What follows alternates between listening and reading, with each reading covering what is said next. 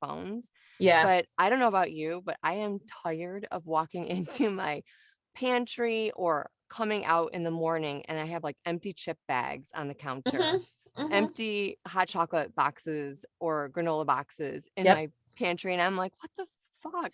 Like, just recycle this stuff if you're going to eat it all, you know? I don't know if there's like a disconnect at a certain age where they just forget there's a trash can or a recycling bin. Like, it happens all the time. Like I'll go in the living room and there's cheese, like string cheese wrappers. I'm like, do you not know where the trash can is? Like, I will pull my son by his hand and go and show him the trash can. Like, this is where this goes. And I'm like, you're almost 13 years old. I shouldn't have to be doing this. But I feel like at a certain age, they just tend to forget. Yeah. Or they like choose like to forget, scrubbed. maybe. It's like scrubbed clean from their memories. Like, what? Oh my God. I know. What And is this, recycle? You're like, this is the trash can. This is your garbage. This is where it goes. Right. Yeah, I know. And my kid and my youngest always goes and gets like chocolate bars. And I'm like, this is not food. I'm hungry. Yeah, this is not food. Like, real food is like apples, not chocolate bars, and then wrappers I find like all over the place. Yeah. Hi. How are you? Hello. Hi. Hello. Can you hear me? Oh, absolutely. Perfect. We were just chatting you up a little bit. So hey, it's a party. It is a party. It's always a party. I was just sharing my little kid chaos. I can't stand walking to the pantry and finding like it's either empty boxes, empty bags, or like half almost empty bag. And then a second bag of the same brand or same chip is open. And I'm like, what the hell is going on here? Like, look for the bag that's already open before you open up a brand new one, you know? That's way too easy. And you got 3 of them to watch for, right? Yeah. We actually just started locking the pantry. What? Because no joke. I like took the knob off and installed a new one with a key and lock on it because my oldest was sneaking down like after we had gone to bed and just going through it. And I'm like, yeah, it was a good time. So I'm like, oh, this is ridiculous that I'm having to lock this. But apparently, so now he just goes through the fridge instead. You're going to have to lock the fridge. So, that's hilarious. Yeah, it's fun. Now you just have to buy like vegetables and things he doesn't want to eat and you'll be good. Pretty much. Shannon, I'm so happy that you're here. I know it took us a minute to lock it down and like get tonight going, but I'm happy. Angela, this is Shannon. This is Angela. Hi. Nice to meet you. Yeah, I'm so happy you guys are here with me, and cheers. We can all, I don't know if you guys have. I don't have my drink, but I would. Yeah. I knew you were going to bring the White Claw. Mm-hmm. I mean, it's only 4:00 here, but that's okay. 5 o'clock somewhere else, 5 o'clock somewhere else. Yep. So I'm so excited that you're here. And I have to tell you, when I first found you, I stumbled across you on Instagram. And it was one of the first reels was the hot chicks when they were going out and you did a duel. And then, oh my God, I literally laughed out loud. And I was like, I'm following this chick. She's funny. She's a funny ass chick. Good times. Hopefully you're not offended by me calling you a chick. And so I've been following you ever since. That sounds a little creepy, but I was like, she is funny. Oh, that's very sweet. Thank you. Yeah. It's been a lot of fun. I know. I have to point out though, with the hot chick duel, I know like the idea was to be like, after you flip your hair, that glamour is not there, but I have to say you still look beautiful. I was like, wow, oh, well, thank you. You didn't have to do much. You are now my favorite. Sorry, Joss. What about me? Sorry, girl. I'll share. Yeah. The other funny like Instagram reel that I came across is the one where you're like dipping in ice cream and then pouring your White Claw on your spoon. Yes. I was like, isn't that is like fucking real life, and we can spin here. Absolutely. And it is, on the side note, delicious. Yes. Delicious. Yes. Sherbet and White Claw. So I've good. never done sherbet and White Claw. I've done sherbet and wine, like red wine or something like that. So good. But I'm gonna try White Claw. Oh yeah, the bubbly. Yes. So good. So good. And I know that like the other most popular Instagram reel, and we won't go over all of your Instagram reels, but with the one when you're like, that is really relatable is when you're in the kitchen on your phone. And I know you touched on this when you were on the Kelly Clarkson show, which we are totally going to talk about. Yes. When you like are on your phone and you shoved your kid. I mean, how many times have I've literally been in my kitchen or my family room and I'm on my phone and I'm doing something and they are like, mom. And you're like, get the fuck out of here. Yes, leave me alone. Yeah, that was a very, very, very real one. And I work on my phone a lot. And so I am on my phone a lot. So I try to be considerate of like, putting it down when the kids are home and such. But yeah, especially at the beginning of the pandemic, it was just like, excuse me, like there's no need for this interruption right now. Stop it. Oh my God. You couldn't get away from anybody. I couldn't get away from anybody. We were like, finally, everybody was I call it the four corners. They were all in the four corners of their house. And then everybody would come out. And I only knew that they were alive because I found empty bags of chips and like stuff, sprinkled around and littered around. And I will tell you, I have a teenager that does. I tell him like at 11 o'clock or 10:30, I'm like, you need to shut it down, go to bed. It's a school night. You got to get up earlier than all of us. Yeah. And the next thing I know, it's like 11:30. I hear rustling in the pantry for sure. Yeah. Or they're bad. They're so sticky. It's annoying. Yeah. It is annoying. And I don't know about you guys, but I actually have started making them dinner super early because they're not eating breakfast, and then they won't eat breakfast at school. And then when they pack their lunch, it's like, I look in their lunch and it's literally a snack. Yeah. The freaking snack.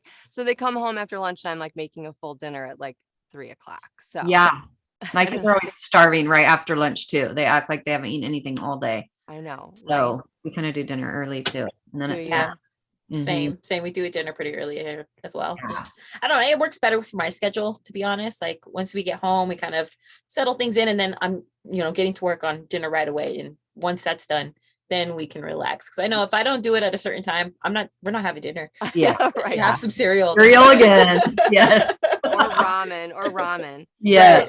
So so I'm seriously curious, like how the hell did you become an Instagram influencer? Not only because you're funny, but I mean, like, did it happen like all of a sudden overnight? And were you like freaking out that you had like thousands of people following you? Because I think I would freak out because it sounds like really cool, but then I think I would panic a little bit. I don't know about you.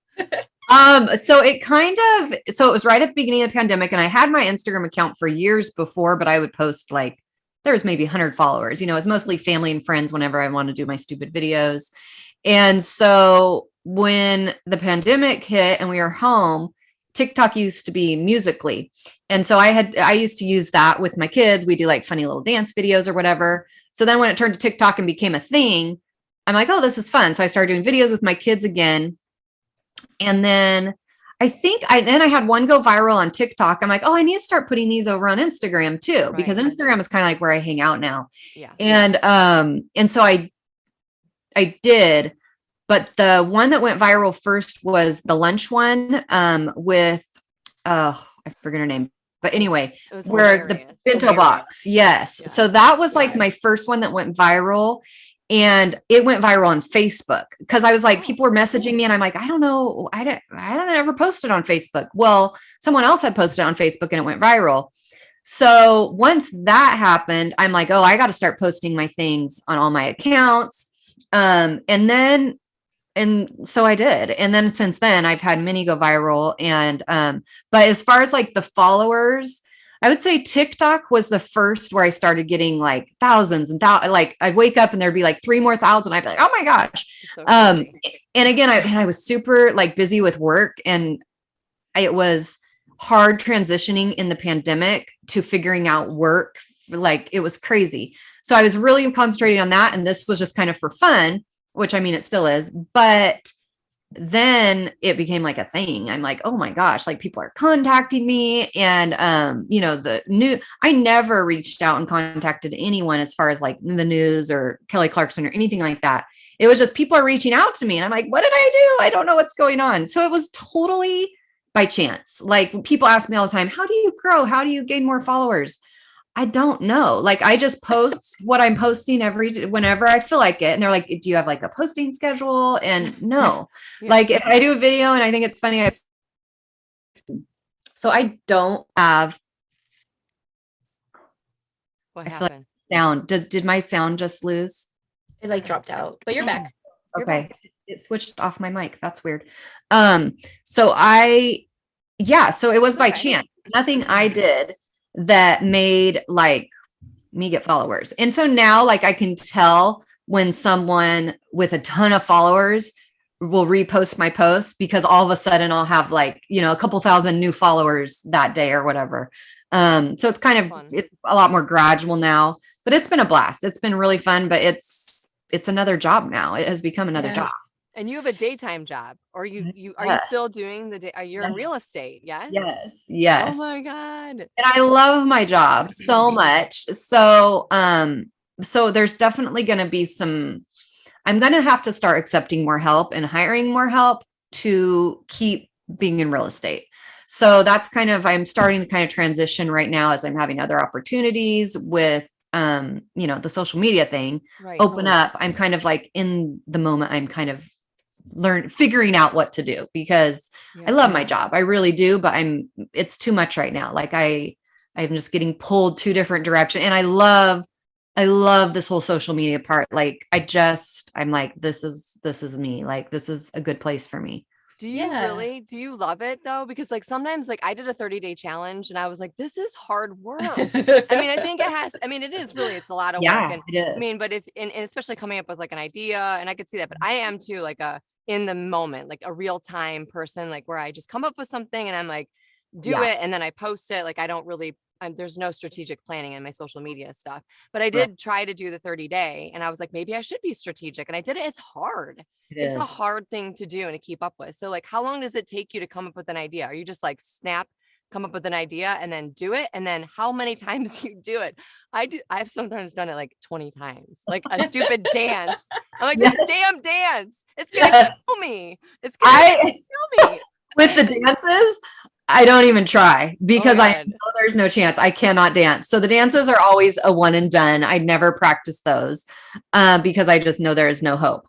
With some of them, I will do. It just depends on the video. A lot of times followers will send me videos and say, like, the one I posted today was like a scarf hack, like how to wear a scarf differently.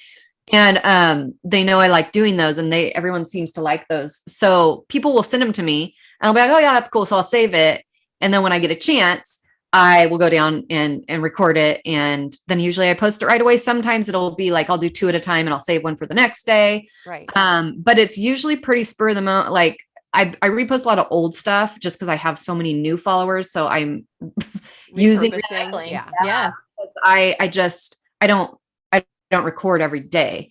And then some of them take a lot of editing. Yeah. So a lot of times I'll just have my video camera rolling, for 10 minutes, do something and then call it good. But more often than not, it's like usually in a hurry, like, oh, I've got to pick the kids up in 10 minutes, but I really want to do that one. So I'll like literally throw it together and be like, I'll look at it later and see what it was. So I don't put a whole lot of thought into it. If I think it's funny, I'm just going to do it. So, but that is where I would like to get to where I can focus more on it because it's just right now I have a real job and I want to put my clients first and do good at my job. And I still know this is an extra. I mean, there are ads that I do and obviously those have timelines and stuff, but for me, it's like, okay, this is still just for fun. I'm not making money at me posting videos. So. Right. But it's still and you you brighten our days, actually. I mean, the one thing that you did was with the Australian, like male, he's like super sexy. I forgot what his name was. Oh, yes. Was it the, not Can't Buy Me Love song, but it was like some song that maybe like a dancing song or something. And that was freaking hilarious. That guy cracks me up. Yes. I love it. I forget his name too, but he's like big time. I'm like, oh, cool. Super eye candy, like big eye candy. A little bit. Yeah. I think he's like Thunder Down Under or something in Australia or something like that. I don't even know. Yeah, like he's on calendars and such. It was so fun. Yeah. So how did you become a White Claw enthusiast? And I mean, I love canned beverages. I live in Florida, so going to the beach, having a canned beverage, and White Claw has always been. And I went gluten-free, so that was like one of my first choices. Instead of, it felt a little bit better having like a White Claw in the daytime on the beach versus like hard liquor. I don't know. I mean, it kind of felt a little bit better, maybe a little bit. Yes. Oh, it definitely does. I was kind of opposed to these bubbly canned drinks for a long time. I really, really liked, we have so many good breweries in the area.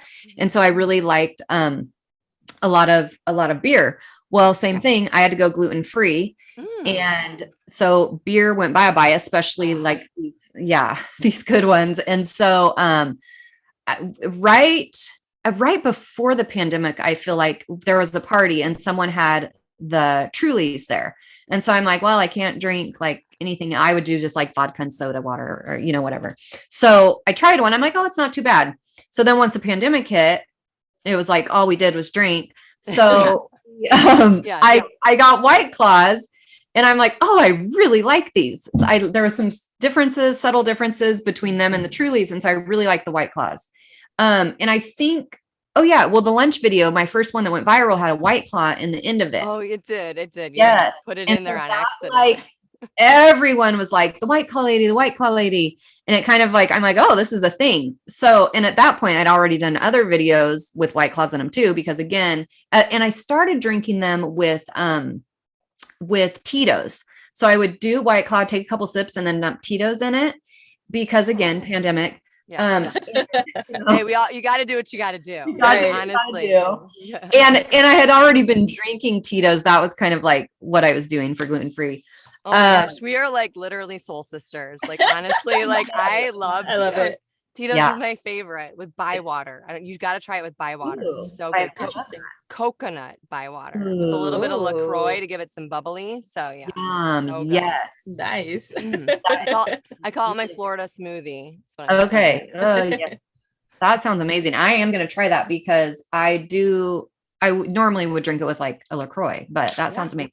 Speaking of, there we go. But anyway, so I had kept using them in my videos, like whatever videos I did use. I'm not like a heavy drinker. So, but everyone then assumed I was, of course, but, of course.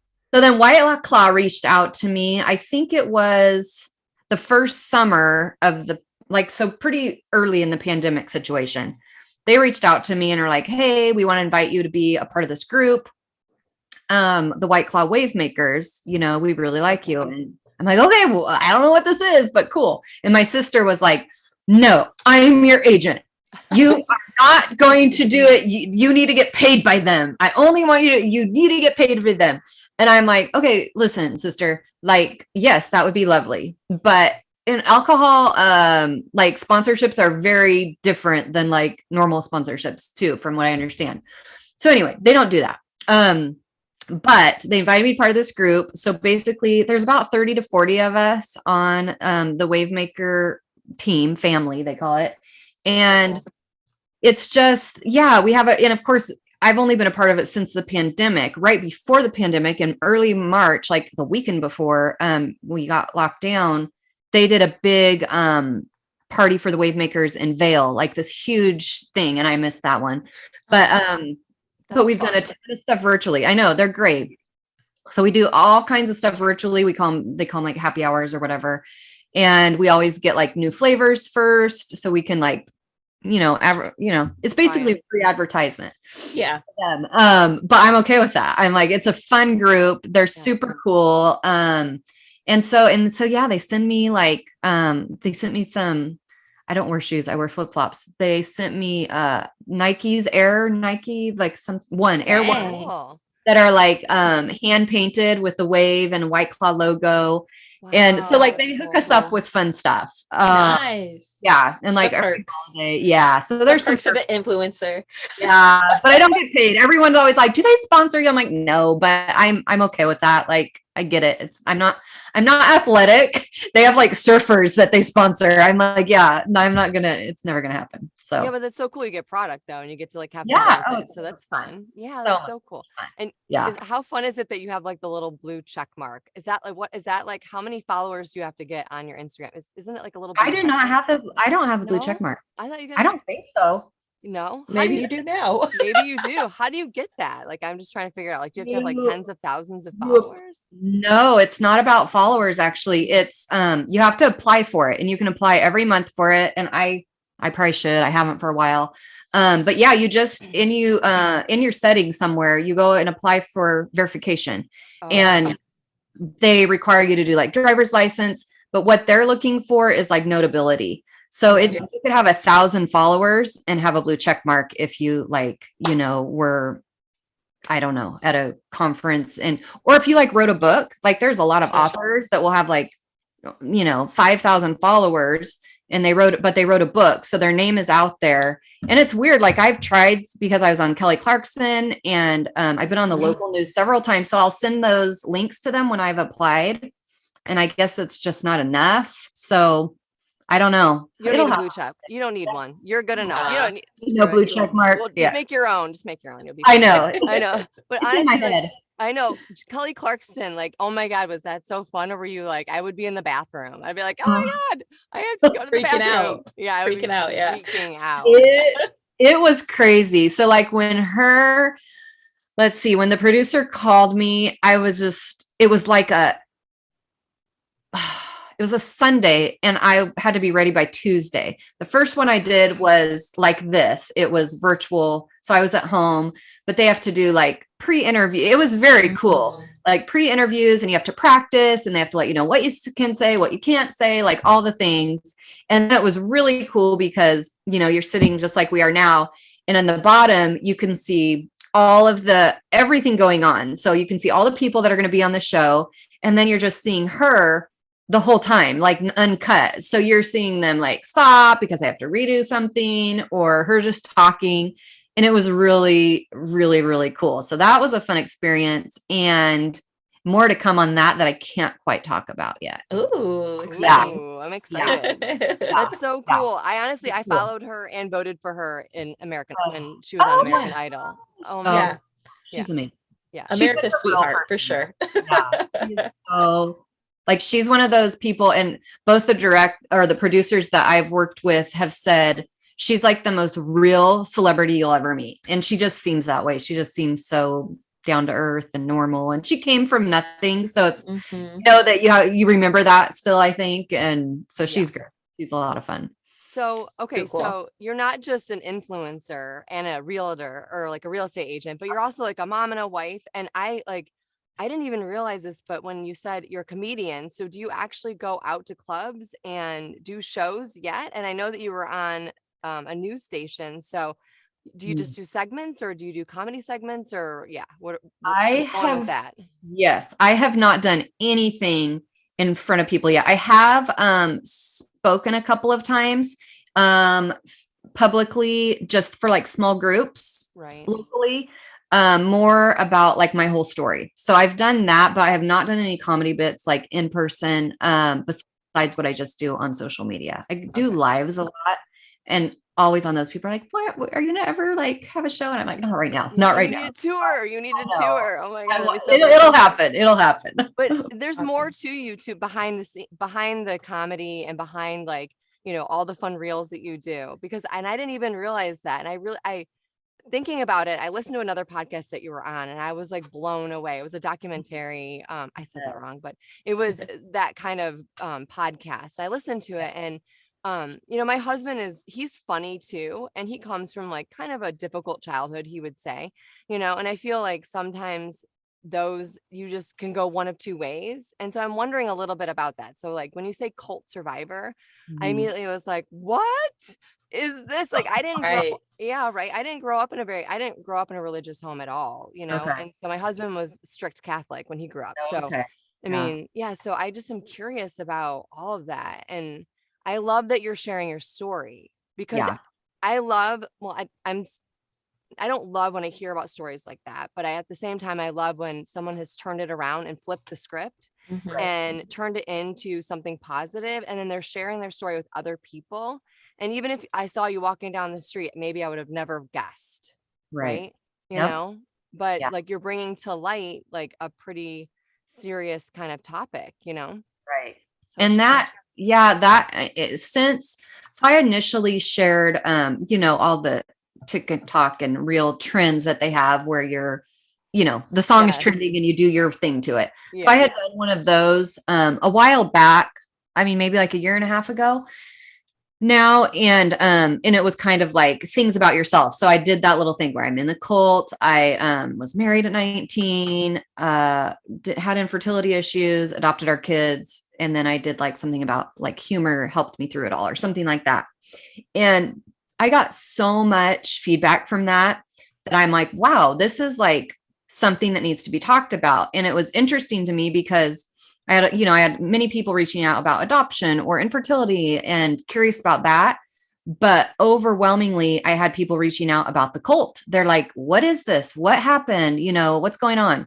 And so I realized, because I was getting so many messages, people saying like, I lived in a weird situation, da, da, da, da, da. And people just need support. And so I realized this is something that like now I feel like I've kind of been given this platform. So yes, I'm using it for my therapy because it's therapeutic for me to do my videos, but also like, I felt like, okay, I need to use it for more because there's so much value in learning from other people and just not feeling alone. Yeah. So that really kind of prompted me to start talking more about all my life really. But, it really helped. So, but I was born into like a high control, religious group, and it was based on Christianity. So, when it started back in the day, I think it was like my grandparents' days, and they were meeting in homes and doing like Bible studies, non-denominational. So I think it started as a very like pure, great thing. And then from my understanding of what like I can find out is in the 80s, someone took over. He was already a part of it, but he kind of started leading the group, and it just kind of went downhill from there. So it turned into a much more legalistic thing, lots of rules, and, just like the basic things like that would make us stand out, I guess you would say, is like we had to wear long skirts or dresses. In the late 90s, we started being able to wear dresses like right past our knees. So that was very exciting. But dresses, it's the little things. Right? It's like, woo, we did something. Right. But we had to have like sleeves, no piercings, no cutting hair, no nail polish, like nothing to alter anything about yourself, basically. Nothing fun. That's not nothing fun. Yeah, basically that's it. So so that's how I grew up, and it was all I really ever knew. I was very, very insecure child. Because you were bullied a lot. I was pretty heavily bullied in elementary school. And, we just stood out. We looked different. And then many of the people in our group homeschooled, but we went to a very small school. And so there were some other families that also went. So you got kind of pushed into this group with these other kids that, weren't necessarily really like us. But you go to the same groups, or you're part of the same group. So you just kind of get pushed into this thing. So it was not a great childhood. You basically knew you were going to marry someone from the group. So like my husband now is the only boyfriend I've ever had, because you basically like pick someone and you're like, okay, dibs, I get this one. Because you don't have a whole lot of options. And yeah, totally unprepared for marriage. We weren't allowed to ever do like outside counseling. The only people you would counsel with would be like the leaders, who you would be like, we're fine, we don't need any, because so really we were not set up for marriage. And you just were always used to someone else making all your decisions for you. And so we really were not set up for life, because you just were used to listening and doing whatever someone else said. So you went from living with your parents straight to getting married. Oh my gosh. So it was rough. It was really, really, really rough. It's amazing that we're still married. And I think the same for many of my friends that also got married, and not all of them have lasted, but it did not set us up good for marriage or relationships at all. It was just very, very, very hard. And it was so fear and shame based that you already had, like, that's something that still, I think I'll always be unlearning, is you're just raised with that fear being held over you. And our biggest fear was, marking. We called it mark to be avoided. So basically like excommunication. And I had extended family that was excommunicated in the 80s. And so that would always be held over you, that like, you're going to get cut if you mess up. And me and my sister, I have a sister that's 18 months younger than me. We were kind of rebellious, and even our family would have been considered rebellious, because we did things like go to Disneyland. And like we would wear pants or shorts like around our house, which was not allowed. And so we were kind of already rebellious, but like me and my sister, we would wear like dresses or skirts that maybe would be a little bit too tight. And they called them men's meetings. So my dad would get called to a men's meeting and they would have to discuss, like, all the men in the group, Shannon and Carrie's skirts, and they did it again. And so we were always getting my dad to go in men's meetings. Like, and A lot. yeah, a lot. And so we always pushed the boundaries. And probably when I was probably 17, my sister would have been 16.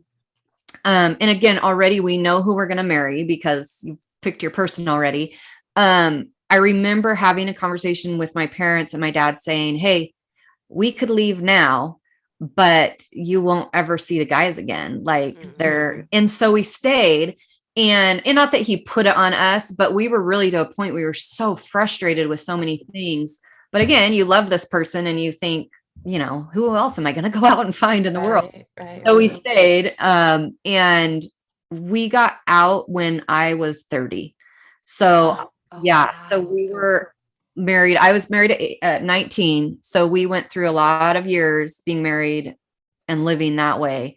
And it was just suffocating, and especially, I think back, I'm sure there are some people that are still in it that probably never had the same feelings that I felt like I experienced, because they truly maybe were happy with it. But I never can remember feeling happy in that type of environment. So I think it just definitely wasn't for me. So it was very freeing to get out, but it's been a process. It's been 11 years now since I've been out. And it wasn't just like, oh, cool life. When we got out, it was culture shock. Yeah. And it was like, we had to start coming up with making our own decisions. And that was really hard because we did not ever have to make any sort of real life decision ever on our own. Right. So it was tough. And then, and it was tough on our marriage. Marriage sucked being in the cult. That was not, the man was always in control, the head over the woman, all that. And I am just not that personality. Right. You don't seem like we know this. We know this from the men's meeting. Yes. Meeting approved. I'm not that person. But I just I conformed, I tried so hard to be that person that I was supposed to be, the wife that I was supposed to be.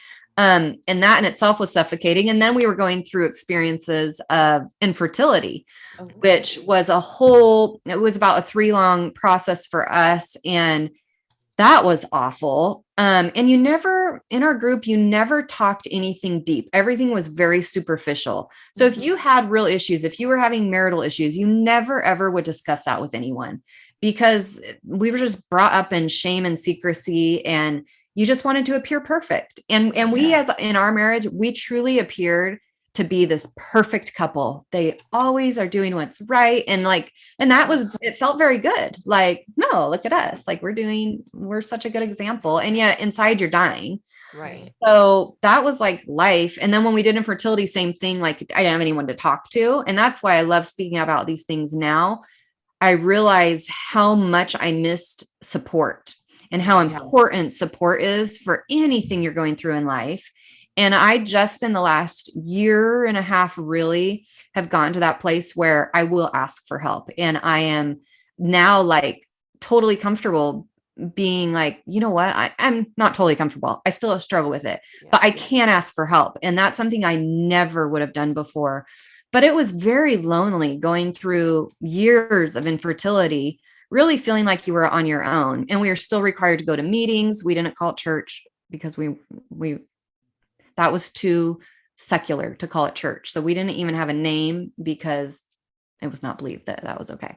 So we were still required to go to meetings, which was Sundays. And usually Sundays would turn into an all day thing. And then every Friday night and then every Wednesday night. So I'm going through infertility treatments, trying not to miss any events. Because if you miss anything, people notice. And if you're not saying, we're sick, so we're not going to be there, someone would generally call and just be like, hey, just check. I mean, it wasn't like it was mandatory, but kind of was. Yeah. So that was hard, really, really hard to go through all the infertility and all that with that. what was put on me, I feel like looking back, I'm like, how did I even survive that? It was an emotional nightmare. So yeah, so that was tough. It was really, really tough. And it just very, very alone feeling most of the time. I have to tell you, when my youngest was when I have 3 boys, and my youngest, I ended up my water broke at 24 weeks, so I thought I almost lost him. So that's like a whole story that like we won't talk about tonight, but maybe I'll share it one day. But Yeah. I can tell you that I learned very quickly that you have to accept help, Mhm. because it's not Mhm. just for you, it's also for the other person on the other side, because they want to help you and it I feels know. good to help somebody else, you know? Mhm. And it was so nice to just accept meals, just to say thank you and thank you for bringing me a meal. And it's now I don't have to think about dinner for like 1 or 2 nights, or like now dinner's Right. taken care of tonight and maybe Good. lunch tomorrow, you know? And Yeah. it's hard to accept help.